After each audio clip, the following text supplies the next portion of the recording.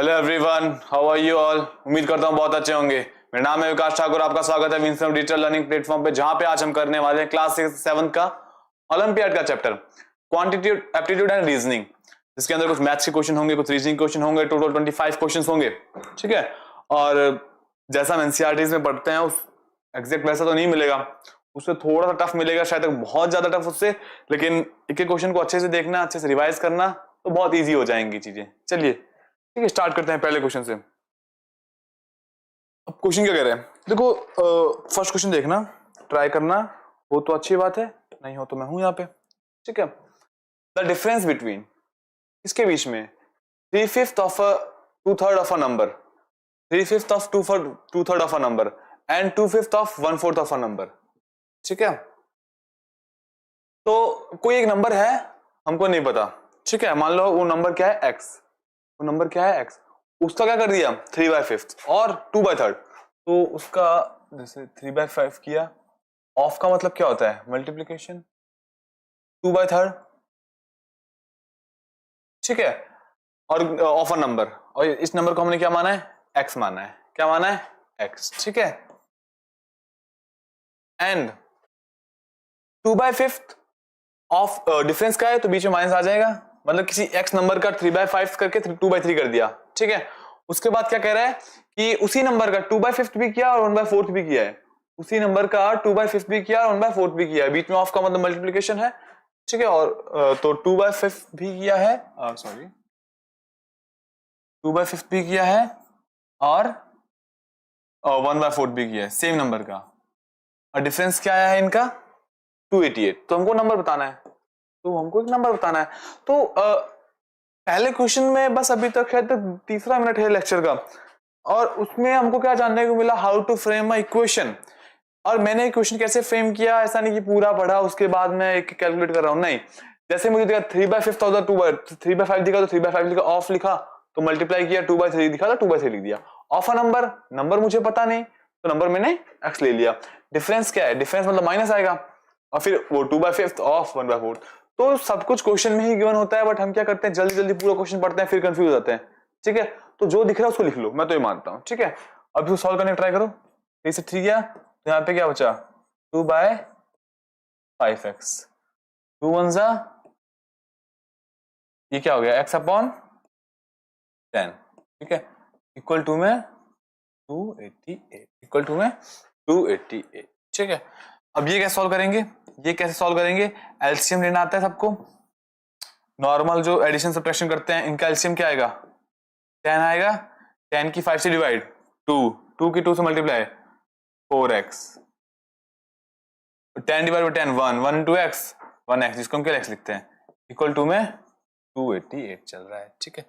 तो अब जब भी ऐसा आ जाता है हम क्या करते हैं, क्रॉस मल्टीप्लाई कर देते हैं, फिर कुछ भी कह लो, तो कुल ना के डिवाइड की चीज मल्टीप्लाई में चल जाती है। तो और 4x - x क्या हो जाएगा 3x, डिवाइड की चीज 10 मल्टीप्लाई में चली गई 288 के, तो 288 से 10 मल्टीप्लाई हो तो क्या आएगा, ये आएगा। मुझे x की वैल्यू निकालनी है 2880/3, क्या आ गया 960, क्या आ गया 960, ठीक है। उम्मीद करता हूं सबने लीनियर इक्वेशन पढ़ा होगा, ठीक है। जैसे सबको x की वैल्यू निकालनी आती होगी, तो मैंने कहीं ना कहीं दिमाग में वो करके रखा, क्योंकि मैं यहाँ पे बेसिक से स्टार्ट नहीं हो सकता कि x की वैल्यू कैसे निकाले, y की वैल्यू कैसे निकाले, ठीक है। चलो तो जिसको नोट करना है कर ले, मैं इरेज कर रहा हूं।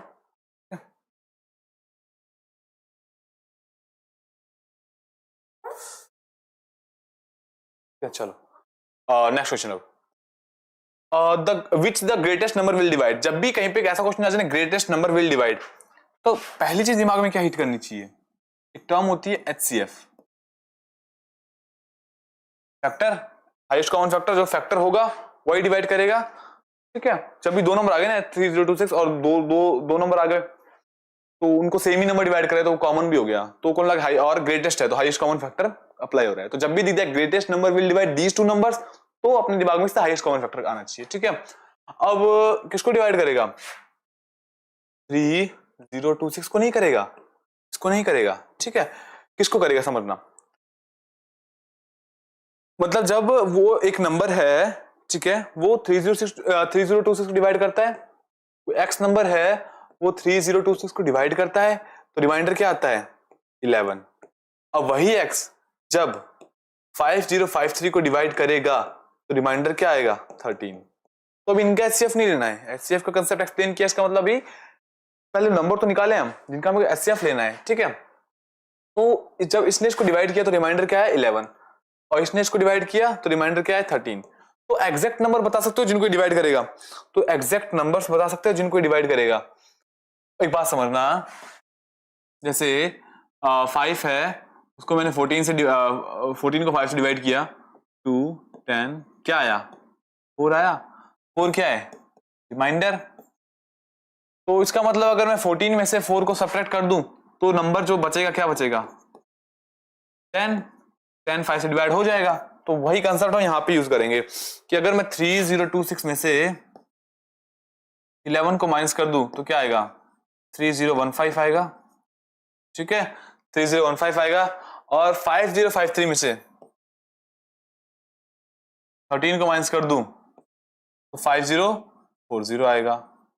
मतलब ये दोनों x से डिवाइड होंगे, x से डिवाइड होंगे और x क्या है इनका ग्रेटेस्ट नंबर है, ग्रेटेस्ट फैक्टर है जो इनको डिवाइड करता है। तो ऑब्वियस सी बात है अब इन दोनों को हमको एचसीएफ निकाल लेना है। इन दोनों का एचसीएफ निकालेंगे तो क्या आ जाएगा देखो एचसीएफ निकालेंगे तो ये 3015 है, ठीक है। तो 10 से डिविजिबल नहीं होगा, 10 से डिविजिबल नहीं होगा, पहले ही काट दो इनको, ठीक है। एलिमिनेशन थोड़ा दिमाग लगाना होता है। 5 6 8 ठीक है।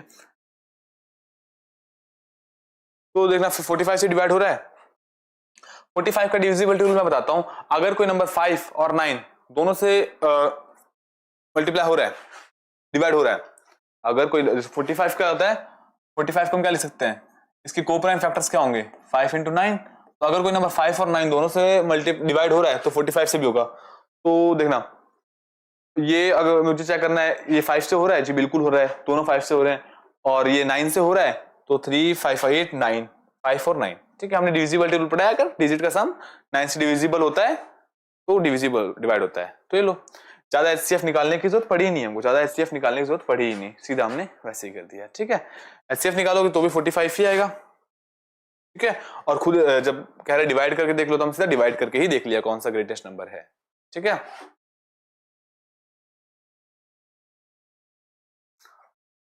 और student was asked to divide a number by 3। तो कोई नंबर है और उस बच्चे कहा कि इस नंबर को 3 से डिवाइड करो, बट उसने उसको 3 से डिवाइड नहीं किया, उसने इसको 3 से मल्टीप्लाई कर दिया। इसने क्या किया 3 से डिवाइड करने की जगह 3 से मल्टीप्लाई कर दिया, ठीक है। और उसको क्या मिला 29.7 मिल गया, क्या मिल गया 29.7 मिल गया।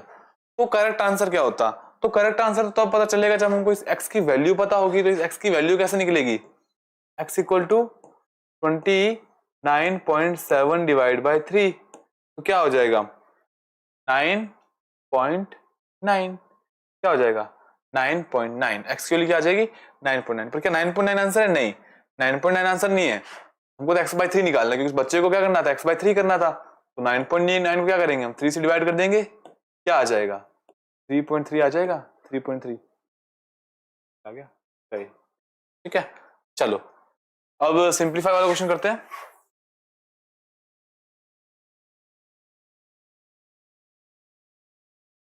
सिंप्लीफाई करते हैं। देखो सिंप्लीफिकेशन में क्या करना होता है, पहले तो फ्रैक्शन की कुछ चीजें सॉल्व करो, कोई मिक्स्ड में है तो उसको इम्प्रॉपर फॉर्म में जो भी ला सकते लेके आओ। और दिख रहा है ना यार ये साइड में पड़े हैं चुपचाप, क्या दिक्कत है इनको सॉल्व करना। तो पहले हम ये सॉल्व करेंगे ये वाला पोर्शन जहां पे ज्यादा कुछ चीजें हेक्टिक दिख रही है। तो वैसे तो अपना रूल होता है बॉड मास, ठीक है, बट इसमें ज्यादा कंफ्यूज होता है। देखो इसमें ब्रैकेट तो है नहीं, ऑफ भी नहीं है, डिवाइड तो अपन पहले डिवाइड करने चले जाएंगे, नहीं पहले जहां पे चीजें ऐसे फ्रैक्शन फॉर्म में दिखने लग जाए ना तो पहले हम उसको सॉल्व करते हैं, ठीक है। भले प्लस हो या माइनस हो, देखो ये वाला जो पार्ट दिख रहा है ये पार्ट बिना सॉल्व किए आगे थोड़ा बढ़ पाएंगे, तो पहले हम इसको सॉल्व करेंगे, ठीक है। तो 2/5 माइनस 1/3 को हम क्या लिख सकते हैं, पहले इस चीज को सॉल्व करते हैं अलग से, ठीक है। ऐसा मत करना हमको स्कूल में तो नहीं सिखाया, नहीं बेटा तुम ओलंपियाड देने जा रहे हो ना, तुम ओलंपियाड देने जा रहे हो तो ये नहीं कि हम अपने ओल्ड टेक्निक से करेंगे, हम अपना दिमाग से करेंगे आराम से ना। तो पहले मैं इस चीज को पहले सिंप्लीफाई करके लिखना चाहता हूँ, ठीक है, इस चीज को पहले सिंप्लीफाई करके लिखना चाहता हूँ। 2/5 माइनस 1/3 क्या हो जाएगा करके देख लो, 15 3 6 -5 यहाँ क्या आ जाएगा 6, 3 + 2 5, ऊपर क्या बचा 1/15, नीचे क्या बचा 5/6। ठीक है, न्यूमरेटर की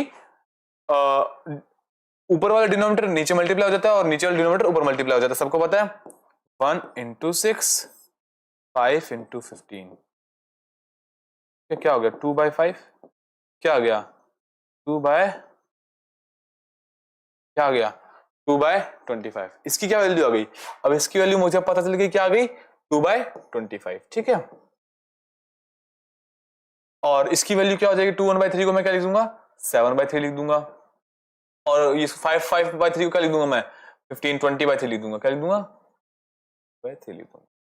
ठीक है, चलो स्टार्ट करते हैं। तो 5/2 डिवाइड 7/3 इंटू 2/3 माइनस इस चीज को मैंने कंप्लीट क्या लिख दिया 2/25, 2 और 20/3। अब अपना बॉड मास का रूल लगाओ, पहले ब्रैकेट सॉल्व होगा, ब्रैकेट है नहीं, फिर ऑफ, ऑफ है नहीं, डिवाइड, डिवाइड है तो डिवाइड सॉल्व करो। डिवाइड को कैसे सॉल्व करते हैं, डिवाइड को कैसे सॉल्व करते हैं, मल्टीप्लाई में कर देते हैं डिवाइड का, और ये अगला वाला टर्म रेसिप्रोकल कर देते हैं हम। ठीक है, फिर क्या करते हैं, डिवाइड तो सॉल्व हो गया, मतलब रेसिप्रोकल करना ही डिवाइड को कहते थे सॉल्व हो गया। ठीक है, अब मल्टीप्लाई करो, तो मल्टीप्लाई हो रहा है, ये इससे मल्टीप्लाई होगा और बीच में माइनस आ गया तो दो टुकड़ों में डिवाइड हो गया। अब ये अपना अलग अलग है। ठीक है, 5 के टेबल में 4 जा, 5 के टेबल में 5 जा, 2 1 जा 2 2 1 जा, 3 1 जा 3 1 जा, 5/7 माइनस 8/3। ठीक है, 5 से डिवाइड हो, एलसीएम आएगा 15, 15 5 जा 75, 105 15 डिवाइड होगा 7, 7 8 जा 56, क्या आ गया 19/105, क्या आ गया 19/105। ठीक है, ऑप्शन सी। ठीक है, चलो जी next. Two numbers are in the ratio of 1:1, if each increased by 15 then the ratio become this। ठीक है, पहले देखो कोई दो नंबर है x/y। ठीक है, x/y है, वो किस रेशियो में है 1 1/2 और 2 2/3 में। तो आगे मत पढ़ो, आगे मत पढ़ो, जब भी चीजें ऐसी दिख जाए ना तो फिर करो कि यार एक काम करते हैं, पहले सॉल्व करते हैं ना इसको, ऐसा क्या मिक्स फ्रैक्शन में है तो प्रॉपर में कन्वर्ट करो ना, क्या हो जाएगा 1 1/2 क्या हो जाएगा 3/2, 2 2/3 क्या हो जाएगा 8/3। ठीक है, करो सॉल्व, डिनोमिनेटर ऊपर जाके मल्टीप्लाई हो जाता है, न्यूमरेटर नीचे आके। ठीक है, 9 बाय, तो उनका एक्चुअल रेशियो क्या है 9/16, क्योंकि कभी रेशियो इस फॉर्म में हो ही नहीं सकता, कभी रेशियो इस फॉर्म में हो ही नहीं सकता। ठीक है, तो हमने एक्चुअल रेशियो निकाल लिया x/y = 9/16। बट अब क्या क्वेश्चन कह रहा है, अगर मैं दोनों को 15 से इंक्रीज कर दूं तो रेशियो क्या बन जाएगा ये, तो अगर मैं इसको भी और इसको भी 15 से इंक्रीज कर दूं तो कर दो, 15 से इंक्रीज कर दो, इसको भी 15 से इंक्रीज कर दो। ठीक है, तो नया रेशियो क्या आ जाता है 1 2/3 और 2 1/2, तो 1 2/3 और 2 1/2। ठीक है, क्या आ गया 5/3 और 5/2। ठीक है, डिनोमिनेटर 5 × 2 और 5 × 2, क्या आ गया 2/3 आ गया, क्या आ गया 2/3 आ गया।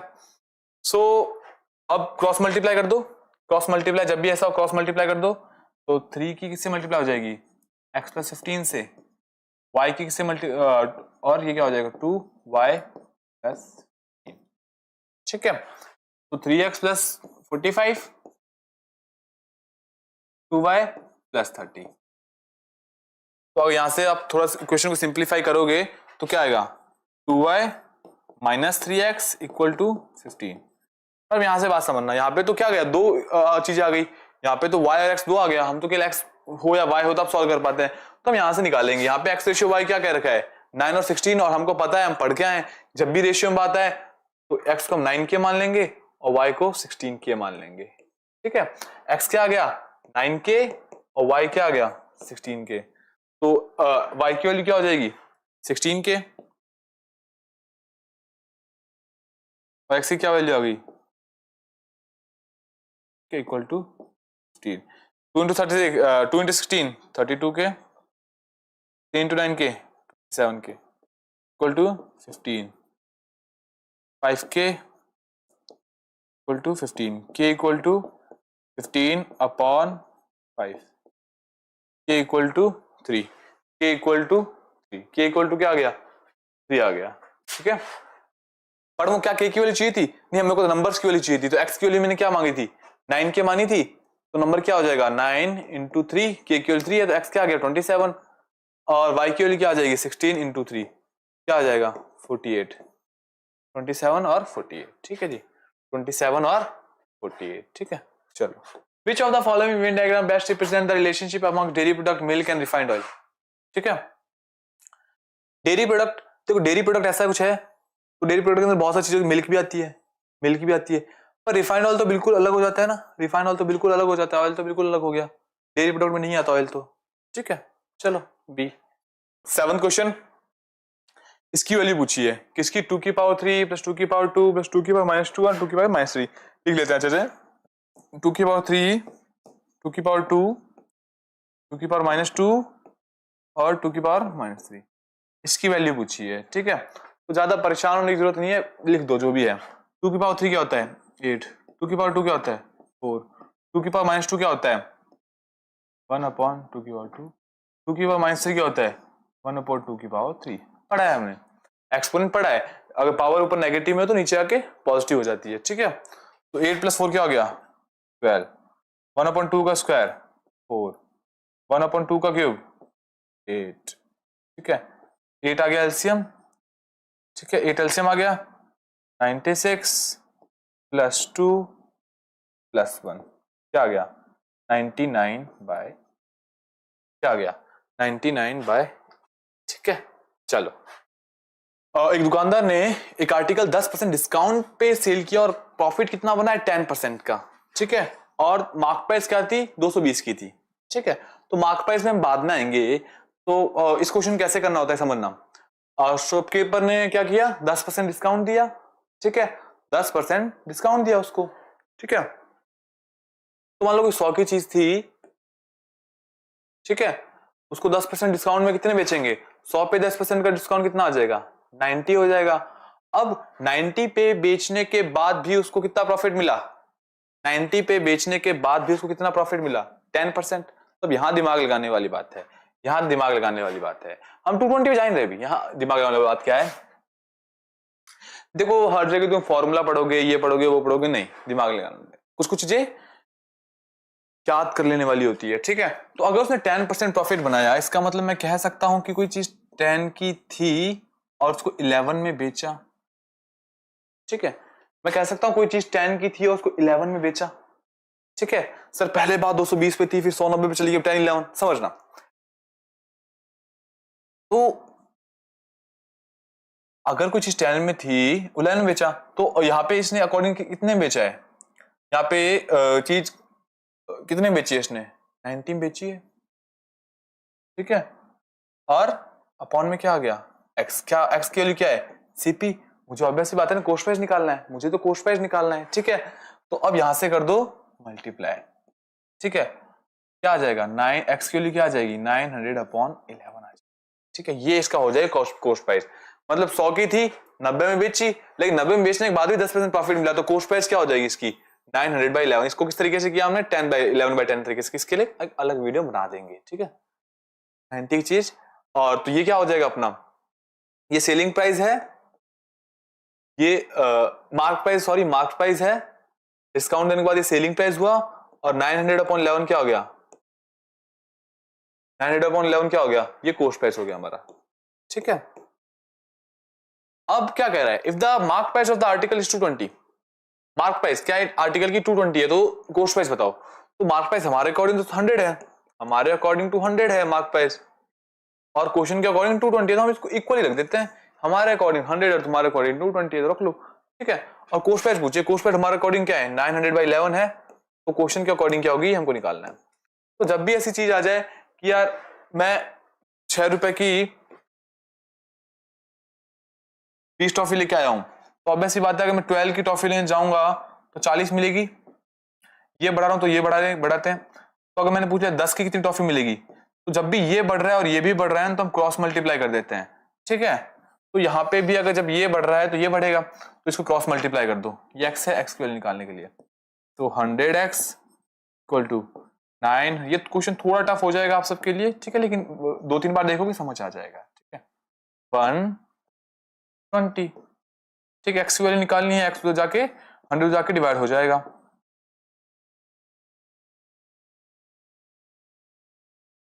x की वैल्यू क्या आ जाएगी 180। x क्या था हमारा cost price, option number P, option number P, ठीक है।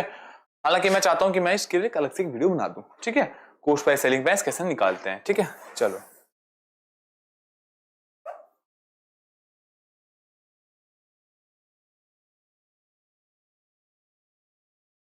अब 9th क्वेश्चन देखना। By selling a watch for 1440 a man losses 10%, at what percent. अगर देखो कोई वॉच है उसने 1414 में बेची, मतलब 1440 में बेची, ठीक है, तो उसने 10% का लॉस हुआ, उसको 10% का लॉस हुआ, ठीक है। उसको इसको किस प्राइस में बेचना था कि उसको 5% का प्रॉफिट हो, ठीक है। इतने में बेची तो 10% का लॉस हुआ, ठीक है। तो हमको कॉस्ट प्राइस निकालना पड़ेगा, तो हमको कॉस्ट प्राइस निकालना पड़ेगा, ठीक है। कॉस्ट प्राइस कैसे निकालेंगे, पिछले क्वेश्चन की तरह निकालेंगे। देखना अभी लॉस हुआ है, तो अगर कोई चीज 10 की थी तो उसे 9 में बेचेंगे तब हमें 10% का लॉस होगा, ये बात तो सबको पता होनी चाहिए। अगर कोई चीज 10 की है उसे 9 में बेचूंगा तो मुझे 10% का लॉस होगा, ठीक है, ठीक है, क्योंकि 90/100 का लोहे की बात है, ठीक है। तो अभी बेची कितने में है 1440 में बेची है, और ये हमारा जो हमारा कॉस्ट प्राइस है ये हमारा एक्स हो जाएगा, ठीक है। अब इसका क्रॉस मल्टीप्लाई कर दो, 9x 1440, एक्स की वैल्यू यहां से क्या आ जाएगी 14400 अपॉन 9 1600। और क्वेश्चन में क्या पूछा है, अब इसको 5% प्रॉफिट के लिए कितने बेचे, 5% प्रॉफिट के लिए कितने बेचे।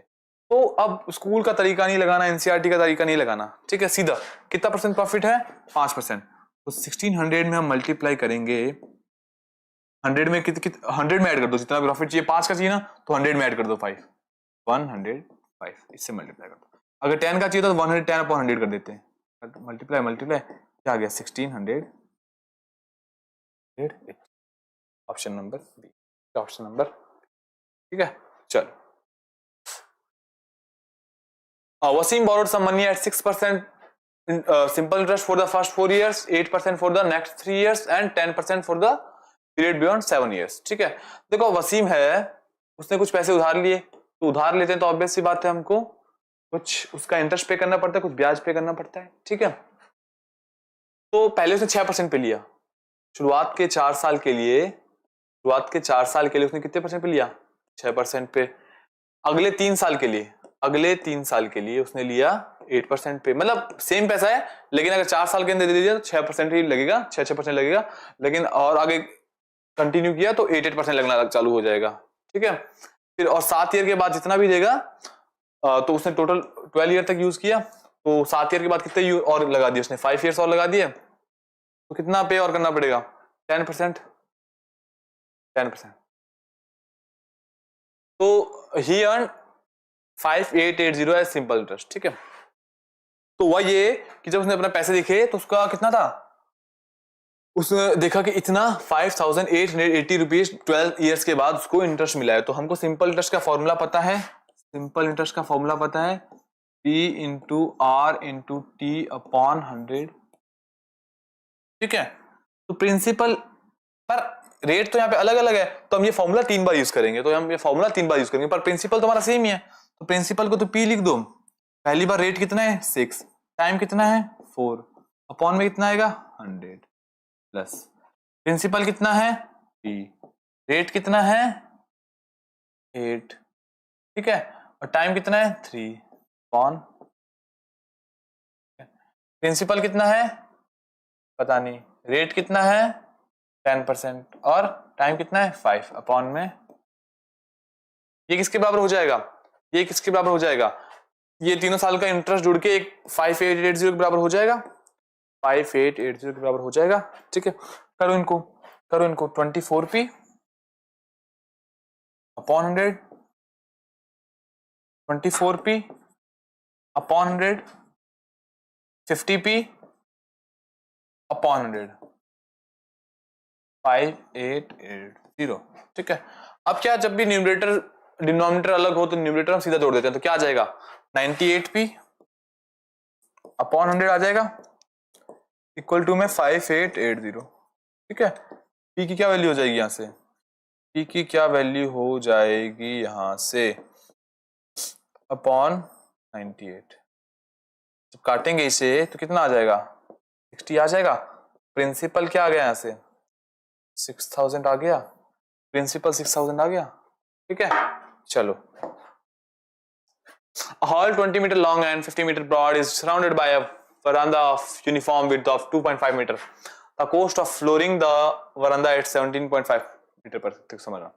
तो हॉल क्या है 25 metre long and 15 metre breadth का है। तो एक बार हम बना ले थोड़ा सा कुछ, 2 सेकंड।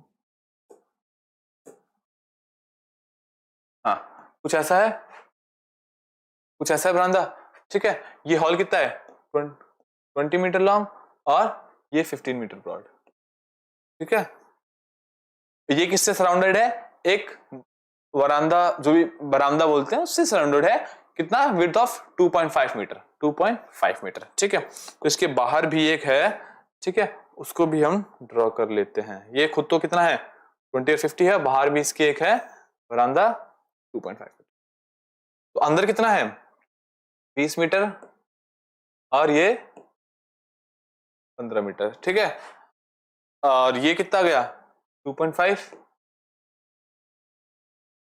और ये भी कितना है 2.5। और तो एक बात था ना, तो यहाँ पे क्या कर रहे हैं, कुछ फ्लोरिंग कर रहे हैं, मतलब टाइल लगाना, कुछ भी तो कर रहे हैं फ्लोर के ऊपर। तो फ्लोर के ऊपर काम कर रहे होते हैं तो क्या चीज दिमाग में चलती है, एरिया, कहीं ना कहीं एरिया निकालना पड़ेगा हमें। ठीक है, एरिया निकालने के लिए हमको दोनों का एरिया पता, दोनों का पता होना चाहिए। दोनों, अगर मुझे इस कॉलम का एरिया निकालना है तो मुझे बड़े और छोटे दोनों का पता होना चाहिए। मैं बड़े में से छोटे को माइनस कर दूंगा। ठीक है, पर बड़े का क्या है, छोटे का तो हमको पता है 20 और 15, बड़े का कैसे निकालेंगे, ये 2.5 है, ये 2.5 है, तो ये 2.5 मिलके 15 हो गया, 5 हो गया, और 15 में 5 ऐड करके 20 मीटर। ठीक है, ये भी 2.5 है, ये भी 2.5 है, और ये 20 है, तो 5 प्लस 20 25 मीटर हो गया। कितना हो गया 5 मीटर। ठीक है, अब बड़े में से छोटे का एरिया घटा दो, तो बड़े रेक्टेंगल का एरिया क्या हो जाएगा, सबको पता है, लेंथ इंटू ब्रेड्थ, फॉर्मूला नहीं लिखूंगा मैं। ठीक है, छोटे वाले रेक्टेंगल का एरिया कितना है 20 इंटू 3। ठीक है, 500 माइनस 300 क्या हो जाएगा 200 मीटर स्क्वायर, 200 मीटर स्क्वायर। ठीक है, एट द, तो क्या हो गया 17.5 मीटर पर स्क्वायर का रुपए ले रहा है वो, तो सबको पता है मल्टीप्लाई कर देंगे 200 की उससे, 200 की 17.5 से मल्टीप्लाई कर देंगे, कितना आ जाएगा 350 आ जाएगा, 3500। ठीक है, चलो जी, ठीक है, चलो 12th क्वेश्चन क्या कह रहा है 12th question, if the digit of the number are arranged in ascending order then how many digit will remain same at the position. मतलब अभी कुछ नंबर दिया हुआ है, कोई नंबर हमको कुछ भी दिया हुआ है, उस नंबर को कह रहा है कि यार जो डिजिट है उसकी आप असेंडिंग ऑर्डर में कर दो, और देखो कौन कौन सी डिजिट अपनी सेम पोजीशन पे लिख दें, 5 7 2, पहले तो नॉर्मली लिख देते 6 4 8 9। अब इनको असेंडिंग ऑर्डर में कर दो, असेंडिंग ऑर्डर में कर दो, असेंडिंग में 2 से स्टार्ट करोगे, 4 5 6 7 8 9। अब देखो कौन कौन सी अपने, जैसे 9 ने जगह नहीं बदली है, 9 वहीं का वही है, 8 वहीं का वही है, 6 वहीं का वही है, और कुछ है वहीं का वही नहीं, केवल 3 नंबर ऐसे हैं जो अपनी जगह चेंज नहीं कर रहे। बस इतना सा क्वेश्चन था। ठीक है, चलो, if it is possible to make a meaningful English word from the second, third, fourth, fifth and eighth letter of the word mangroves, then the first letter of the word thus formed is your answer. ठीक है, if more than one such word can be formed then your answer is X. ठीक है, मतलब ये कह रहा है कि पहले बात तो ज्यादा मत पढ़ो, पहले जितना खाए उतना पढ़ लो कि मैंग्रोव वर्ड है, मैंग, इन क्वेश्चंस में सबसे, मतलब मैथ पढ़ लो या रीजनिंग पढ़ लो, एक चीज ध्यान रखो कि यार पूरे क्वेश्चन को पढ़ने में मत जाओ। अगर मैं भी इस क्वेश्चन को पूरा पढ़ने में जाऊं मैं भी कंफ्यूज हूं क्या करना है। जो क्वेश्चन कह रहा है स्टेप बाय स्टेप चलते जाओ। क्या कह रहा है, सेकंड थर्ड, मतलब सेकंड थर्ड वर्ड हमको डोनेट करने तो लिखना पड़ेगा, एक बार डिनोट करने तो 1 2 3 4 5 6 7 8 9, ठीक है। हाँ, अब क्या कह रहा है, सेकंड वर्ड ले लो, ठीक है जी, थर्ड वर्ड ले लो, ठीक है जी, फोर्थ वर्ड ले लो, ठीक है जी, और फिफ्थ ले लो, और एट्थ ले लो, ठीक है। तो कह रहा है कि then the first letter of the word thus formed is your answer. अगर कोई एक वर्ड बन रहा है इन पांचों वर्ड से, कौन कौन सा वर्ड है, A N G R E, इनसे अगर एक ही वर्ड बन रहा है कोई, इन सबसे कोई मीनिंगफुल वर्ड, मतलब ऐसे तो 5 वर्ड 120 वर्ड बन जाएंगे इससे, लेकिन कोई मीनिंगफुल बन रहा है क्या, तो अगर जो मीनिंगफुल बन रहा है, ठीक है, तो उसका पहला लेटर ही आंसर हो जाएगा। अगर अगर एक से ज्यादा बन रहे हैं तो एक्स हो जाएगा, अगर कोई बन ही नहीं रहा तो आंसर जेड हो जाएगा। तो मेरे को तो एक वर्ड तो बनता दिख रहा है यहां से, क्या है, A N G E R, ठीक है, एंगर वर्ड बन रहा है। और कोई वर्ड बन रहा है, चेक करो, देखो, आर ए एन जी ई, ठीक है। अगर 0 वर्ड बन रहे थे तो आंसर क्या होता, जेड। एक वर्ड बन रहे हैं तो उसका फर्स्ट लेटर ही आंसर हो जाता, लेकिन अगर 2 वर्ड बन रहे, मतलब एक से ज्यादा बन रहे हैं तो आंसर क्या था, एक से ज्यादा बन रहे हैं तो आंसर एक्स होगा, ठीक है। तो इसका आंसर भी क्या होगा, एक्स होगा। एक से ज्यादा बन गए, 2 तो बन गए, अब भले ही कितने बन रहे हैं हमको क्या मतलब, अब भले ही कितने ही बन रहे उससे हमको क्या मतलब, ठीक है। चलो, in the given figure the ratio of the area of the shaded portion to the area of the total figure. अब शेडेड एरिया कौन सा है, ठीक है, एक तो ये वाला एरिया शेडेड है, ठीक है, और कौन सा एरिया शेडेड है, और कौन सा एरिया शेडेड है, और एक ये वाला एरिया शेडेड है, ठीक है। तो एक बात समझना, ये कहीं ना कहीं ये स्क्वायर है, कहीं ना कहीं ये एक स्क्वायर है, ठीक है। तो इसके अंदर ना ज्यादा अपने को जानना है नहीं, हाँ, तो ज्यादा दिमाग इसके अंदर लगाना नहीं है, ठीक है। ज्यादा दिमाग लगाओगे फंस जाओगे, ज्यादा दिमाग लगाओगे फंस जाओगे, ठीक है, कि मैं स्क्वायर का एरिया निकाल लेता हूं, मैं सेमी सर्कल का एरिया निकाल लेता हूं, ये वो ही सब नहीं करना। देखो, ये और ये सेम लग रहा है, मतलब ये इस सेमी सर्कल के बराबर है और ये वाला रेक्टेंगल इस रेक्टेंगल के बराबर है, तो ये जो बचा हुआ पोर्शन है ये आपस में बराबर होंगे। तो अगर मैं इसका पोर्शन हटाकर ये जो ब्लू है यहां ले आऊं, ये वाला और ये वाला यहां ले आऊं और इसको हटा दूं, इसको मैं हटा दूं, क्या कर दूं, हटा दूं, ठीक है। एक ही बात है, एक ही बात है, इसको मैंने हटा दिया और ये वाला पोर्शन मैंने दिला दिया, क्यों, क्योंकि बात केवल शेडेड पोर्शन की हो रही है, बात केवल शेडेड पोर्शन की हो रही है, ठीक है, ठीक है। तो समझना, शेडेड पोर्शन कितना हुआ, शेडेड पोर्शन तो इतना हुआ, ये रीजन शेडेड है और ये रीजन विदाउट शेडेड है, ठीक है, ये विदाउट शेडेड है और ये शेडेड रीजन। तो अब क्या रेशियो पूछा है, शेडेड रीजन और टोटल फिगर में, तो शेडेड रीजन कितना हुआ, इसको मैं 1 कह सकता हूं, इस पोर्शन को मैं 1 बोल सकता हूं, और जो विद शेडेड है, ठीक है, और कंप्लीट कितना है, कंप्लीट कितना है, 2 है। एक बॉक्स है शेडेड है और कंप्लीट कितने बॉक्स है, 2 है, तो 1/2, 1/2, ठीक है, 1/2। इजी है। और यार परेशान हो, एरिया निकाल लेता हूं मैं, ये निकाल लेता हूं, वो निकाल लेता हूं, बहुत बड़ी गलती कर दोगे, वहीं पे ओलंपियाड है ना, कोई बोर्ड्स के एग्जाम तो है नहीं कि आराम से टाइम मिला है 3 घंटे कर रहे हैं, नहीं ऐसा नहीं होता बेटा, है ना।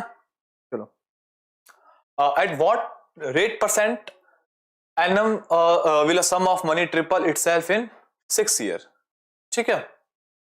अब मैंने किसी को उधार दिए, ठीक है, जैसे x 100 रुपए उधार दिए, तो ये 600 रुपए कब बन जाएंगे,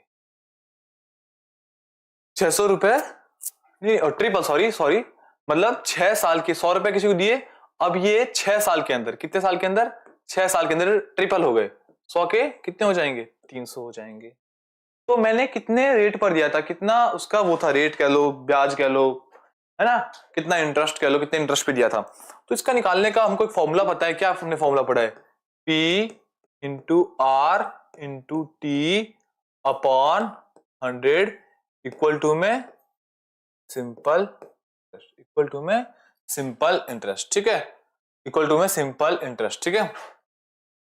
तो प्रिंसिपल क्या हो जाएगा, प्रिंसिपल, प्रिंसिपल मान लो हमको नहीं पता, प्रिंसिपल हमको नहीं पता। और उससे पहले एक बात समझना, अगर 100 रुपए मेरे पास थे वो 300 हो गए तो ब्याज कितना मिला, 200। कैसे किया हमने ब्याज, टोटल में से जो हमको रुपए मिल रहे हैं उसमें से हमने इसको माइनस कर दिया। तो अभी मेरे पास पहले पैसे कितने थे, पी रुपीज थे, फिर ट्रिपल हो जाएंगे 6 साल के बाद तो कितने हो जाएंगे, 3p हो जाएंगे, 6 ईयर्स के अंदर 3p हो जाएगा। तो टोटल इंटरेस्ट कितना मिला, टोटल सिंपल इंटरेस्ट मुझे कितना मिला, 3p minus p equal to में 2p, इक्वल टू में, तो p इंटू रेट मुझे पता नहीं, टाइम मुझे पता नहीं, टाइम पता है मुझे, सॉरी टाइम 6 ईयर्स है, अपॉन में 100, सिंपल इंटरेस्ट कितना हो जाएगा हमारा 2p, सबको पता है p से p कट जाएगा, ठीक है। रेट निकालना है मेरे को, रेट निकालना है, तो अपॉन का 100 उधर 2 से मल्टीप्लाई और इंटू का 6 अपॉन में डिवाइड, 200 अपॉन में 6, 100 अपॉन में 3, क्या हो जाएगा 33 1/3%, 33/3%, ठीक है। कोई दिक्कत, कोई दिक्कत बोलो, कोई दिक्कत नहीं है, कोई दिक्कत, चलो क्या आंसर आ गया 33 1/3%, ठीक है, 33 1/3, ठीक है। चलो जी, अब इसके अंदर क्या करना है, जैसे ये डॉट ये डॉट है, ठीक है, डॉट, ये डॉट क्या क्या इंक्लूड कर रहा है, एक स्क्वायर कर रहा है, एक सर्कल कर रहा है, एक ट्राइंगल कर रहा है, एक रेक्टेंगल कर रहा है, ठीक है। और एक बार क्या कर रहा है, एक डॉट बाहर है जो केवल ट्राइंगल कर रहा है, एक डॉट केवल जो बाहर एक केवल ट्राइंगल कर रहा है, तो ट्राइंगल एक बार इकलौता बाहर भी होना चाहिए, मतलब ट्राइंगल हल्का सा बाहर आ रहा है इकलौता, तो ट्राइंगल पूरा कहीं कहीं बाहर आ रहा है, कहीं ऐसा है कि ट्राइंगल बाहर ही नहीं आ रहा, अंदर ही रह गया हो, ऐसा तो कहीं नहीं है, ठीक है, ऐसा तो कहीं नहीं है। एक ऐसा डॉट है जो हर जगह इंक्लूड हो रहा है, एक बात समझना, जो सब में आ रही है, लॉट सब में आ रहा है, स्क्वायर में आ रहा है, रेक्टेंगल में आ रहा है, तो ऐसी कोई सिचुएशन बन रही है जहां पे सब में आ रहा हो, जहां पे ऐसी जगह बन रही है जो सबको इंक्लूड कर रही हो, इसमें बन रही है, इसमें कहीं ऐसी जगह नहीं मिल रही जो सब में बन रही हो, ठीक है, इसमें भी ऐसी कहीं जगह नहीं बन रही, इसमें और इसमें बन रही है, इसमें और इसमें बन रही है। तो रेक्टेंगल के लिए एक अलग से है, ठीक है, एक ट्राइंगल के लिए अलग से बन रहा है क्या, नहीं, देखो ट्राइंगल के लिए अलग से नहीं बन रहा, ये ट्राइंगल है, अब इसमें तो कहीं भी डॉट लगाओगे, यहाँ पे ट्राइंगल अलग से डॉट बन रहा है, लेकिन इसमें ट्राइंगल में आप अलग से कहीं ट्राइंगल पे लगाओगे तो रेक्टेंगल पे भी माना जाएगा, तो ये बी वाला आंसर यहाँ सही हो जाएगा, ठीक है। ट्राइंगल पे यहाँ पे डॉट लगा सकते हैं हम, और यहाँ पे ये वाला डॉट लगा सकते हैं हम, और एक रेक्टेंगल वाला लगा सकते हैं, रेक्टेंगल कहीं बाहर लगा सकते हैं, ठीक है। चलो 17th question, during a conversation Raj said to Anshul, your mother is the mother-in-law of my wife's only brother-in-law। जब भी कुछ इस प्रकार के क्वेश्चन आए हमको कैसे करना है समझना, आगे से नहीं पढ़ना, पीछे जाना इस बार, ठीक है।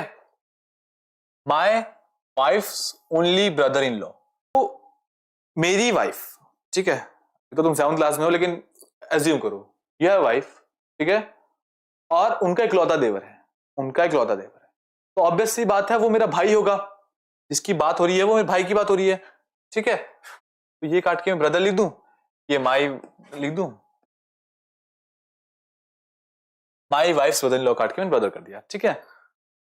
राज टू, हाँ, mother in law of my brother, mother in law of my brother, ठीक है, मतलब मेरी भाई की सास, मेरे भाई की सास, मेरे भाई की सास, मतलब मेरा भाई ये रहा, मेरा भाई ये रहा, वो किसी से मैरिड है, उसकी माँ, उसकी माँ, मेरा भाई, उसकी वाइफ और ये सास, ठीक है, क्या है, और ये किसकी मदर है, ये किसकी मदर है, ये मेरे भाई की वाइफ की मदर है, लिखा हुआ है ना, your mother is the mother in law, मतलब इसकी माँ मदर इन लॉ है किसकी, ठीक है। तो how is Anshul related to Raj, how is Anshul related to Raj, क्या पूछ लिया, ब्रदर है शायद, ब्रदर होगा, ब्रदर, ठीक है, ब्रदर, ठीक है। चलो select the odd one out, select the odd one out. साफ ही दिख रहे हैं, इसके अंदर सारे फिगर अंदर हैं, सारे फिगर अंदर हैं, तो डी एक इकलौता है, इसके सारे फिगर बाहर है। ये तो बहुत इजी है। चलो ये 19th, the loss incurred by selling an article for 2000 is equal to the profit earned by selling the same article at 2600। अब ये क्वेश्चन समझने वाली बात है, ठीक है। मतलब कोई 100 रुपए की चीज है, तो उसको 90 पे बेचने पे कितने रुपए का नुकसान होगा? 10 का नुकसान होगा। और उसको 110 पे बेचने पे कितने का नुकसान होगा? 10 का होगा। कुछ यही कंडीशन हमें यहां दी हुई है, ठीक है। क्या कंडीशन दी हुई है? कोई चीज हमने 200 में बेची, हमको नहीं पता वो कितने की थी, एक्स की थी मान लो, वो हमने 2000 में बेची, तो कुछ लॉस हुआ हमको। लेकिन वही चीज हम उसको 2600 में बेचते हैं ना, तो हमको उतना ही प्रॉफिट होता, तो हमको उतना ही प्रॉफिट होता। तो कह रहा है कि अगर मुझे उस चीज को 10% प्रॉफिट बेचना है तो कितने में बेचना होगा? तो पहले एटलीस्ट हमको कॉस्ट प्राइस निकालना पड़ेगा। तो मैं कह सकता हूं क्या जो भी कॉस्ट प्राइस होगा लॉस निकालने के लिए ये होगा, इतना लॉस हुआ है उसको। कॉस्ट प्राइस में से अपन सेलिंग प्राइस माइनस करते हैं तो क्या आता है? लॉस आता है, तो एक्स में से, और उतना ही प्रॉफिट हुआ है। अगर मैं 2600 बेचूं तो मैं कह सकता हूं ये 2600 माइनस एक्स होगा, कह सकता हूं मैं। तो माइनस का एक्स उधर जाके क्या हो जाएगा? प्लस का एक्स। 2600 माइनस का 2000 जाके प्लस का 2000, 2x इक्वल टू में 46,000 या 4600, x की वैल्यू 2300, x की वैल्यू क्या हो गई? 2300, ठीक है। तो 10% फायदा लेना है मेरे को इस चीज के ऊपर, तो मुझे अगर 10 का फायदा लेना होता है तो मेरे को पता है क्या करता हूं मैं? 2300, 100 में 10 ऐड कर दो, क्या हो जाएगा? 110 अपॉन 100, ठीक है।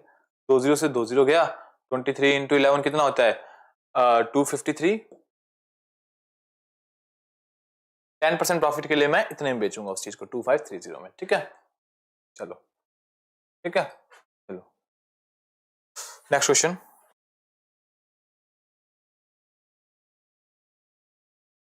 चलो P Q and R start at the same time, मतलब P Q R same time पे स्टार्ट करते हैं and in the same direction, और सेम डायरेक्शन में।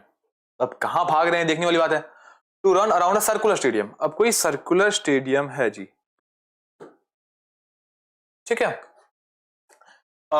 सेम पॉइंट से भाग रहे हैं, P Q R same point से भाग रहे हैं, ये सेम डायरेक्शन भाग रहे हैं, मान लो इधर भाग रहे हैं।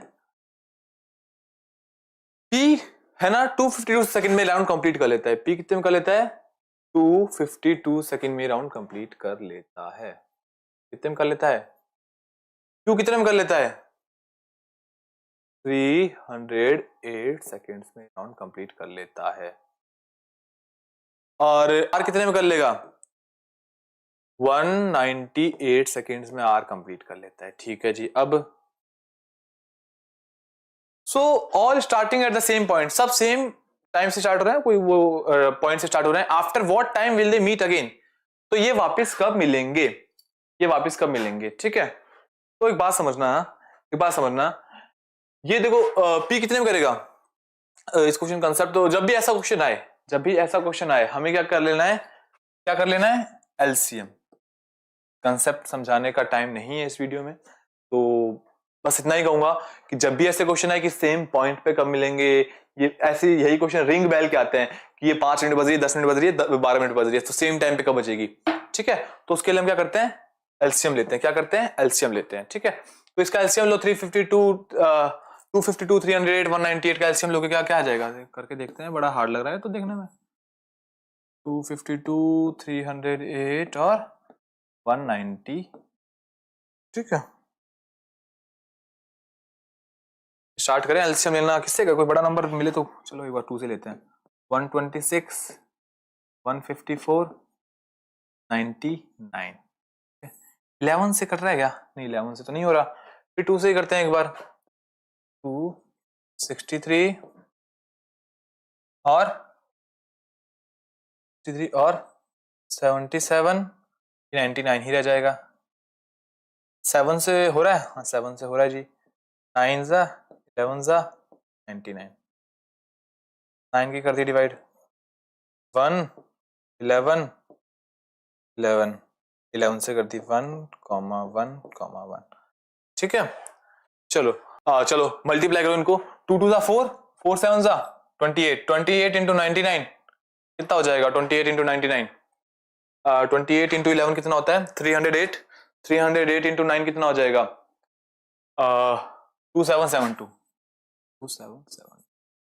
अब एक बात समझना, अब एक बात समझना, जब आप इस, ये कितना आया, ये मिनट्स में आया, ये सेकंड्स में आया, सॉरी सेकंड्स में आया। अब यार लोग क्या करेंगे यार, आंसर तो मिनट में, तो चलो मिनट में कन्वर्ट करते हैं, बट एक बात सीधा समझना है यहाँ पे कि यार यहाँ पे क्या आ रहा है, 2 आ रहा है। अगर आप इसको मिनट से सेकंड से मिनट में कन्वर्ट करोगे, अगर आप इसे सेकंड से मिनट में कन्वर्ट करोगे तो ये लास्ट में 2 ही रहेगा ना। जैसे 72 सेकंड को कन्वर्ट करके देखो क्या आएगा, 1 मिनट 12 सेकंड, तो जो लास्ट की यूनिट डिजिट हमेशा सेम ही रहती है। तो इसमें देखो यहाँ पे 2 कहां मिल रहा है, यहाँ मिल रहा है आंसर, करने को कर लो, करोगे जब 60 डिवाइड करोगे वही आएगा, ठीक है। लेकिन सीधा सीधा अपन ऐसे भी कर सकते हैं। At Shimla on Tuesday, the temperature was -8 degrees Celsius, then dropped by 4 degrees Celsius on Wednesday. On Thursday, it raised by X if the temperature on Thursday is -7 degrees Celsius. ठीक है, कुछ ऐसा अपने बना लेते हैं। ये अपना टेम्परेचर मीटर है, ये अपना टेम्परेचर मीटर है, ठीक है। टेम्परेचर यहाँ पे 0 डिग्री है, ठीक है। यहाँ पे 1 डिग्री होगा, 2 डिग्री होगा, और माइनस तो नीचे है, माइनस यहाँ पे है, -2, -4, -7, ठीक है। तो क्या कह रहा है, पहले कितना था, -8 डिग्री था ट्यूसडे को,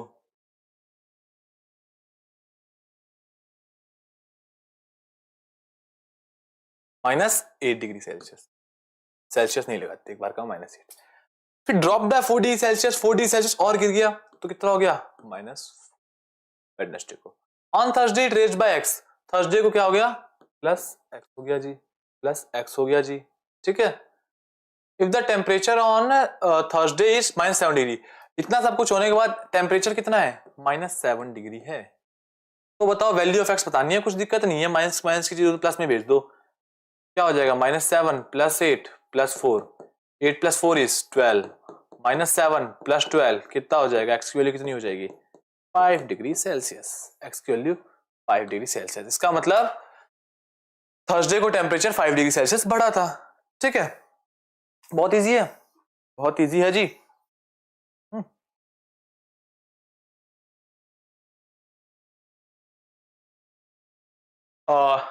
22nd question, the number of trees in the different parks of a city are 33, 38, 48, 33, 34, 34, 33 and 24. The mode of this data, mode पूछ लिया जनाब। मोड क्या होता है, देखो मीन क्या होता है, एवरेज, किसी भी नंबर का एवरेज निकालना, किसी भी डेटा का एवरेज निकालना, नंबर का एवरेज नहीं निकलता है, डेटा का एवरेज निकलता है, तो वो मीन हो गया। मीडियन क्या होता है, मिडल वाला नंबर। लेकिन जब बात मोड की जाए, सबसे आसान मोड होता है, मोड के अंदर होता है जो सबसे ज्यादा बार रिपीट हो रहा है वो होता है मोड, जो सबसे ज्यादा बार रिपीट हो रहा है वो होता है मोड, ठीक है। तो देखो 30 पहले, अब थोड़ा सबको पकड़ पकड़ के देखेंगे तो देखेंगे 24 कितनी बार आ रहा है, एक बार आ रहा है केवल, तो इसके होने का चांस कम ही है, ठीक है। 34 कितनी बार आ रहा है, एक बार आ रहा है, 2 बार आ रहा है, 2 बार आ रहा है, 34 थोड़ा चांस है। 33 कितनी बार आ रहा है, एक बार आ रहा है, 2 बार, 33 3 बार आ रहा है, 33 3 बार आ रहा है। 42 कितनी बार आ रहा है, एक बार आ रहा है, ठीक है। 33 3 बार आ रहा है, आंसर क्या है 3, 22 का 3, ठीक है।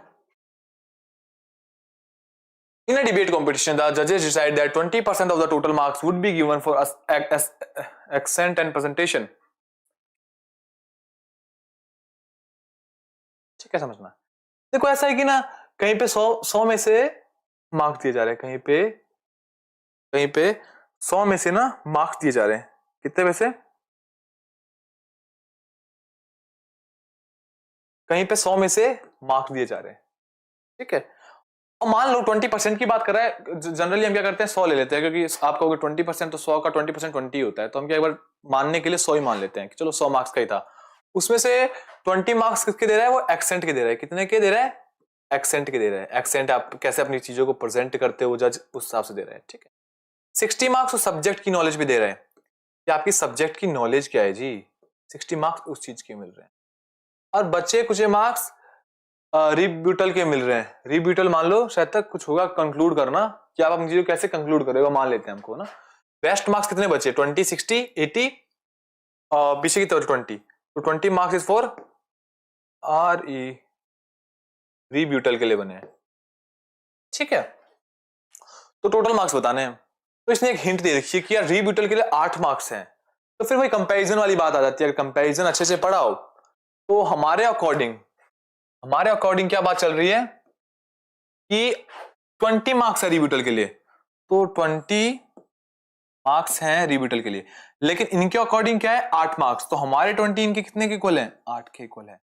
हमारे 20 इनके 8 के इक्वल है, ठीक है। तो टोटल मार्क्स पूछ रहा है, तो टोटल मार्क्स हमारे कितने? 100 है। तो फिर वही बात है, यहाँ पे हम क्या कर देंगे? क्रॉस मल्टीप्लाई कर देंगे। करो cross multiply, 20 into x equal to में 8 इंटू में 100। एक्स की वैल्यू क्या हो जाएगी? 800 अपॉन 20, 80 अपॉन 2 क्या हो जाएगा? 40। 8 अपॉन 2 क्या हो जाएगा? 40। बी ऑप्शन, ठीक है, बी ऑप्शन, ठीक है। चलो, there are 4 containers that are arranged in ascending order। तो दिखाई भी दे रहा है हमें कि हाइट के अकॉर्डिंग को ascending order में खड़ा किया गया है। If the height of the smallest container given the figure is expressed 7/25, तो 4 कंटेनर को ऐसे ascending order में खड़ा कर दिया है, ठीक है। तो जो सबसे स्मॉलेस्ट है उसकी हाइट कितनी है? 10.5 सेंटीमीटर। और लार्जेस्ट की हाइट कितनी है? x है। तो लार्जेस्ट की बतानी है, तो ऐसे थोड़ा बता देंगे, कुछ तो हिंट होनी चाहिए। तो हिंट दे रखी है, ये पूरा आंसर दे रखा है इन्होंने हिंट के नाम पे। 7/25 x इक्वल टू 10.5। मुझे यहां से x की वैल्यू निकालनी है, क्योंकि लार्जेस्ट कंटेनर की वैल्यू क्या है? x ही है। तो x की वैल्यू निकाल लो यहां से। x equal to 10.5 into 25 upon 7 क्या हो जाएगा? ये 1.5 इंटू 25 37.5, ठीक है। क्या हो जाएगा? 37.5 सेंटीमीटर, ठीक है। चलो, बहुत इजी था, ठीक है। चलो, 8 persons A, B, C, D, P, Q, R and us sitting in 2 parallel facing towards each other। In questions के अंदर क्या करना होता है सिटिंग अरेंजमेंट के अंदर ना? पहली बात तो ऐसा है कि मैंने बोल दिया P और Q के बीच में 2 लोग बैठे हैं, तो स्टार्ट क्या कर देंगे लोग? P ये रहा और Q के बीच में ये Q ये रहा, 2 लोग। तो ठीक है सर, हमने तो बना दिया P और Q के बीच में 2 लोग हैं, लेकिन जनरली हम ऐसे नहीं करना चाहिए। क्यों नहीं करना चाहिए? ऐसा भी तो हो सकता है कि यार Q यहां बैठा हो और P यहां बैठा, अभी भी 2 लोग हैं। तो अपने को क्या 2 कंडीशन शुरुआत से ही लेके चलनी होती है, अपने को 2 कंडीशन शुरुआत से ही लेके चलनी होती है, ठीक है। और जैसा जैसा क्वेश्चन कहता रहता है, पूरा इस क्वेश्चन में तो आप पूरा पढ़ के कर ही नहीं सकते, जैसा जैसा क्वेश्चन कह रहा है वैसा वैसा करते जाओ चुपचाप, ठीक है। तो स्टार्ट करते हैं। 8 person sitting in 2 parallel rose facing towards each other. 2 parallel रोज है, एक में ABCD बैठे हैं, एक में PQRs बैठे हैं, ठीक है। 2 कंडीशन बना लेते हैं, 2 कंडीशंस बना लेते हैं, ठीक है। ABCD और इधर देख रहे हैं मान लो, और PQRS इधर देख रहे हैं, ठीक है। ऐसा कुछ चल रहा है, ठीक है। Q इज फेसिंग B, ठीक है। हम नहीं बता सकते, ये हमको लिखने का मतलब ही नहीं है। जैसे मैंने पढ़ा Q इज फेसिंग B, अब मुझे नहीं पता Q इनमें से कहां बैठा है। जैसे ये 4 जगह, 1 2 3 4, 1 2 3 4। अब मुझे नहीं पता कि Q कहां बैठा है, ठीक है। Who is immediate neighbor of D? लेकिन अब एक यहां से हिंट मिल गई है, Q B को फेस कर रहा है, जैसे Q यहां बैठा तो B यहां बैठा है, और B is the neighbour of D। अभी भी कुछ नहीं कह सकते, अभी भी हम कुछ नहीं कह सकते कि B D का नेबर है, उससे कुछ नहीं कह सकते। R is facing one of the immediate neighbours of A। अब R क्या कर रहा है? इमीडिएट नेबर ऑफ कर रहा है। लेकिन जब तक हम इस क्वेश्चन में कुछ नहीं कर सकते, जब तक हमको ये पता नहीं चलेगा कि एक्सट्रीम एंड पे कौन बैठ रहा है, कोनों पे कौन बैठ रहा है, तब तक हम ज्यादा कुछ खास कर नहीं सकते। तब तक एक बार क्वेश्चन को हम पढ़ते रहेंगे, ठीक है। सर अभी तो कहा था कि पूरा नहीं पढ़ना, पूरा नहीं पढ़ना मतलब ऐसा नहीं कि आप पूरा पढ़ लो, अब अपन जब कंक्लूजन देखते हुए चलना है, क्या कहीं कंक्लूजन मिले तब हम कुछ करेंगे, क्योंकि इनसे कंक्लूजन नहीं मिला। Q B को देख रहा है, Q कहां बैठा मुझे क्या पता, 4 जगह, ठीक है। लेकिन एक यहां पे कंफर्म बात मिलती है, S sits at the extreme end of the row, ठीक है, और P के पास वो नहीं बैठा। तो मान लो ABCD यहां पे और PQRs यहां पे, तो S यहां पे भी बैठ सकता है और S यहां पे भी बैठ सकता है। 2 कंडीशन तभी लिए ना। अब S एक एक्सट्रीम एंड पे बैठा है, या तो राइट में बैठा है बिल्कुल लेफ्ट में बैठा है, तो अब दो कंडीशन, एक या तो यहाँ पे हो सकता है, यहाँ पे हो सकता है, ठीक है, और पी का नेबर नहीं है, और पी का नेबर नहीं है, इसका मतलब पी या तो यहाँ पे होगा या तो यहाँ होगा, ठीक है, वही चीज यहाँ पे या यहाँ पे होगा, ठीक है। चलो, और बी भी कुछ ऐसा ही हाल है, बी भी एक्सट्रीम एंड पे ही बैठा है, बी भी एक्सट्रीम एंड पे ही बैठा है, ठीक है। तो बी भी एक्सट्रीम एंड पे बैठा, मान लो बी यहाँ पे है और क्यू को फेस कर रहा है, बी यहाँ पे बैठा और क्यू को फेस कर रहा है, ठीक है, बी यहाँ पे बैठा है और क्यू को फेस कर रहा है, ठीक है।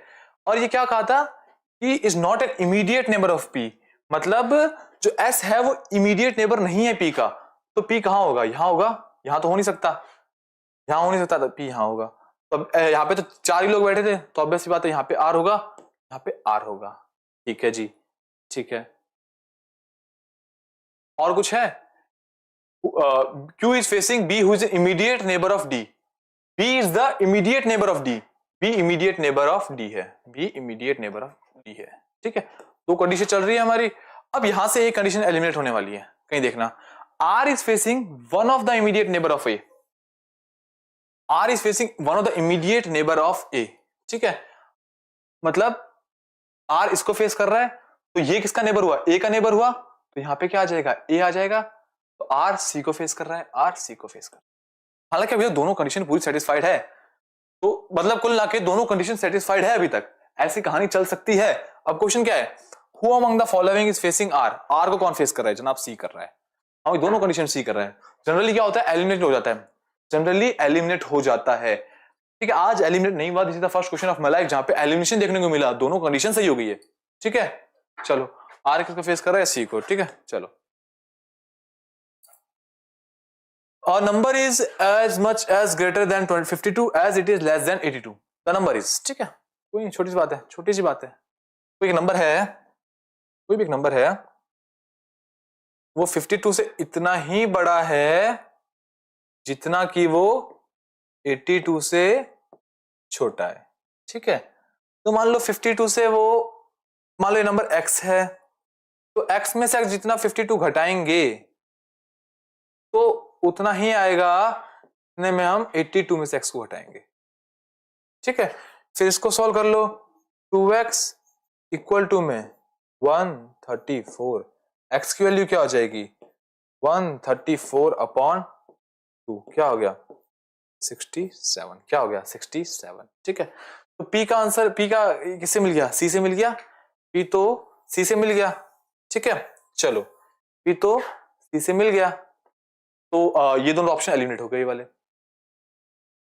अब इनमें से कोई भी सॉल्व कर लो, इससे हमारा आंसर आ जाएगा। तो क्यू वाला सॉल्व करते हैं, 2/5 ऑफ अ नंबर, बस 2/5 ऑफ अ नंबर पहले लिखना सीख लो, 2/5 ऑफ अ नंबर कैसे लिखेंगे, 2/5 ऑफ अ नंबर, ठीक है, is less then 3/5 of the same number by 2, मतलब इसका 3/5 कर लो, इससे 2 छोटा है, तो ऑब्वियसली बात है जब मैं 3/5 x में से 2/5 x घटाऊंगा तो क्या आएगा 2 आएगा, फिर क्या सॉल्व करोगे x/5 आएगा, 3/5 माइनस 2/5 x 1 होता है तो x आ गया इक्वल टू 2, x की वैल्यू क्या आ जाएगी 10 आ जाएगी जी, x की वैल्यू क्या आ जाएगी 10 आ जाएगी, x 10 है, 216 है, तो q की वैल्यू क्या हो गई, ये हो गई, q की वैल्यू क्या हो गई, ये हो गई, ये हो गई, ठीक है। b की वैल्यू क्या आ जाएगी, जाएगा, ये हो जाएगा, ठीक है, बी हो गया आंसर, आंसर बी हो गया, इसका आंसर बी हो गया, ठीक है। चलो, mister Kapoor has certain sum of money to buy fruits, mister Kapoor के पास सर्टेन सम ऑफ मनी मतलब कुछ रुपए 100 रुपए हैं फ्रूट्स खरीदने के लिए, she can buy n mangoes at 1.60 each and have 0.80 left, ठीक है। Alternately she can buy 9 + 10 apples at 0.70 each and have 0.1, ये तो बड़ा अजीब क्वेश्चन आ गया, समझते हैं इसे। उन्होंने क्या कहा कि उसने n एप्पल लिए कितने पे 1.6 रुपीज पे, 1.6 रुपीज, और लास्ट में कितने बच गए 0.80, तो खर्च कितने किए 1.6 n खर्च कर दिए और 0.80 बच गए, तो उसको हम ऐड कर लेते हैं, टोटल मनी है उसके पास कितनी थी इस चीज के लिए, ठीक है। ये बात समझ आई, टोटल रुपए निकालने हैं तो इसको इससे मल्टीप्लाई करो, इसको इससे मल्टीप्लाई करो और 0.80 करो, ठीक है। या तो वो n+10 एप्पल्स को बाय करे 0.70 ईच पे, n+10 एप्पल्स को बाय करे ईच पे, और उसके पास 0.10 रुपए बच जाएंगे, 0.10 रुपए बच जाएंगे, ठीक है। तो n की वैल्यू निकालनी है, तो ऑब्वियस बात इक्वल होंगे। या तो वो n एप्पल 1.6 पे खरीदे तो उसके पास 0.80 बच रहे हैं, या तो n+10 एप्पल्स खरीदे 0.7 पे तो उसके बाद 0.10 रुपीज बचेंगे। हालांकि क्वेश्चन ने घुमाने फिराने का बहुत प्रयास किया है। यदि इस प्रकार की आपको वैल्यू दिखे कि यहाँ पे पॉइंट में बातें चल रही है बहुत ज्यादा, तो बस सोचो कि क्वेश्चन बहुत इजी है, बस वो कैलकुलेटिव बना के हमें परेशान करने का ट्राई कर रहा है, ठीक है। तो 1.6n plus 0.80, 0.7n plus 7 plus 0.10, ठीक है। 1.6n माइनस 0.7n किसके इक्वल हो जाएगा? 7.1 में से 0.8 गया, ठीक है। क्या हो जाएगा? 0.9n, 7.1 में से 0.8 गया, ठीक है। क्या आएगा? 6.3। मुझे n की वैल्यू निकालनी है, क्या आ जाएगा? 6.3 अपॉन 0.9 जो किसके इक्वल होता है? 7 के। डी ऑप्शन 7, ठीक है। हालांकि आगे भी क्वेश्चन पूछा है, मैं जाना पसंद करूंगा नहीं क्योंकि मेरा तो आंसर पहले ही आ गया। How much money does Mrs Kapoor have for buying fruits? Total rupees कितने थे? तो टोटल रुपीज निकाल लो यार, क्या दिक्कत है। n7 आए, यहाँ पे रख दो 7 की वैल्यू। टोटल रुपीज इतने थे ना, 7 प्लस 0.8 कर लो यहाँ से। 1.6 इंटू 7 क्या हो जाएगा? 11.2 प्लस 0.8 इसके बाद 12 के। चलो फॉर्मेलिटी भी पूरी, वेरिफिकेशन हो गया जी। Study the following graph carefully and answer the following question, ठीक है। क्या क्वेश्चन पूछ रहे हैं? What is the average number of units produced over the years? Unit produce कौन किससे रिप्रेजेंट हो रहा है? इससे रिप्रेजेंट हो रहा है, एक्स से रिप्रेजेंट हो रहा है। एवरेज यूनिट पूछी है तो कुछ ज्यादा दिमाग तो कुछ लगाना है नहीं, ठीक है। ज्यादा परेशान होने की आवश्यकता है नहीं इसके अंदर, ठीक है। तो हम क्या करेंगे, ये किसमें करोड़ में हो रहा है, कोई दिक्कत नहीं है। पहले कितना हुआ? 6 करोड़ हुआ, फिर वापस 6 करोड़ हुआ, फिर ये मिडल में आ रहे 7, लिखते जाओ। पहले 6 हुआ, फिर 6 हुआ, फिर 7 हुआ, फिर 8 हुआ जी, फिर 9 हुआ, फिर 8 हुआ, फिर 9 हुआ, फिर एक और बार 9 हुआ, 2 बार, ठीक है। तो अब इसका आंसर क्या है? एवरेज पूछा है तो कितने ईयर्स का डेटा है? 8 ईयर्स का डेटा है तो अपॉन में 8 लगा लो जी, अपॉन में 8 लगा लो। 6 plus 6 12, 12 plus 7 19, 27, 36, 44 plus 18 62, 62 upon 8, 62 upon, ठीक है। क्या आ जाएगा 62 अपॉन 8? 7 56 60, 7 पॉइंटों में अगेन 7, ठीक है। 7.75, तो यहाँ पे कुछ है 7.75, ठीक है। यहाँ पे 2 है 7 पॉइंट, देखो यहाँ पे 775 इकलौता रहा है 775। आंसर सी, आंसर सी, ठीक है, आंसर सी, ठीक है। ज्यादा नहीं करना होता, जब भी क्वेश्चन दिखे परेशान रहता है क्या करे क्या ना करे, क्या इतना सोचना ही नहीं होता, ठीक है। सेकंड क्वेश्चन SW मान लो, इसको SW मानो, खुद करो क्योंकि बहुत इजी है। What the difference between the unit exported 2001 और 2002 में? क्या डिफरेंस है खुद निकालो आराम से बैठ के। जीरोस कितने होते हैं याद होने चाहिए तुमको उस चीज के लिए, तो उम्मीद करता हूं यहां तक आया हो तो जीरोस कितने होते हैं ये तो याद होगा ही।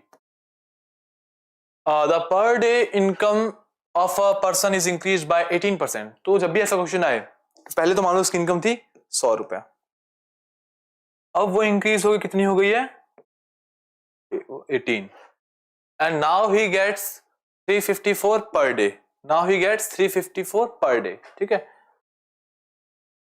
तो पूछा है क्या उसकी पहले इनकम 290 रुपीज थी, तो चेक करते हैं।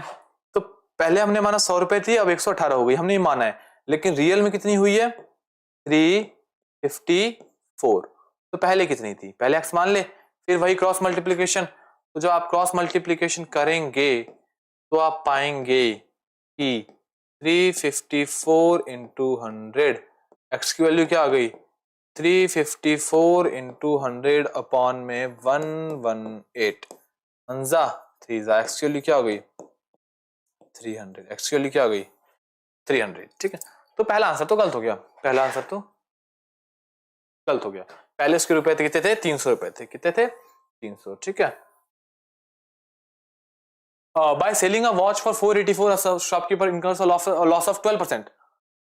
तो क्या कॉस्ट प्राइस उसकी 548 है? चेक करके देखो, चेक करके देखो यार। 540 सीपी कितना है 548 है। अगर मैं उसके ऊपर 12% लॉस खाऊं तो मुझे कितने बेचनी पड़ेगी उसको, समझना। सीपी इसकी 548 है, अगर मैं 12% लॉस खाऊं तो जैसे अगर मैं 10% प्रॉफिट करता हूं तो क्या करता हूं 110 अपॉन 100 मल्टीप्लाई करता हूं। लेकिन अभी लॉस लगा है कितने का 12% का, तो किससे मल्टीप्लाई करूंगा 88 अपॉन 100 से। ठीक है, उसकी सेलिंग प्राइस निकालने के लिए।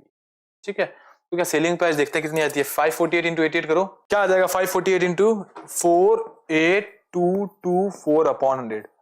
तो भले ही यहां से 2 जीरो गए, डेसिमल यहां लगा तो 482 पॉइंट आ रहा है, तो नहीं, ये 484 में सेल नहीं हुई है। तो दोनों ही गलत हो जाएंगे, दोनों ही स्टेटमेंट्स गलत हो जाएंगे। Both are false, both are false. ठीक है, बोथ आर फॉल्स। ठीक है, चलो नेक्स्ट क्वेश्चन। हमको बताना है ग्रेटर स्मॉलर के साइन लगाने। ठीक है जी, लगा दीजिए। सबको पता है पावर अगर ऐसी हो तो पावर मल्टीप्लाई हो जाती है, तो 2 की पावर 2 इंटू 2 की पावर 3 क्या हो जाएगा 6 हो जाएगा। और ये कितना हो जाएगा 2 की पावर 2 की पावर 3 है। ठीक है, समझना ये थोड़ा सा अलग है। तो 2 की पावर 2 की पावर 3 है ना, तो पहले इसको सॉल्व करो। 2 की पावर 3 क्या होता है 2 की पावर 8 होता है जी। 2 की पावर 3 क्या होता है 2 की पावर 8 होता है। तो कौन ग्रेटर हो गया, ये ग्रेटर हो गया, ये ग्रेटर हो गया। चलो अब 4 की पावर 4 की पावर 4 का की पावर हाफ है, तो पावर मल्टीप्लाई हो जाएगी। पावर को कर दो मल्टीप्लाई,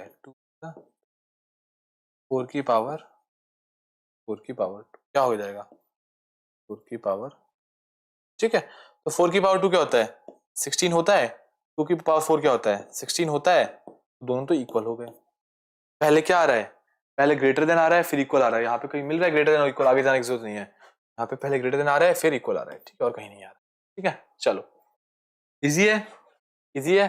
ठीक है, और इसके साथ ये लेक्चर होता है खत्म। और हालांकि बुक अवेलेबल है इस चीज की, आप देख सकते हैं, कुछ ऐसा इंटरफेस होगा बुक का।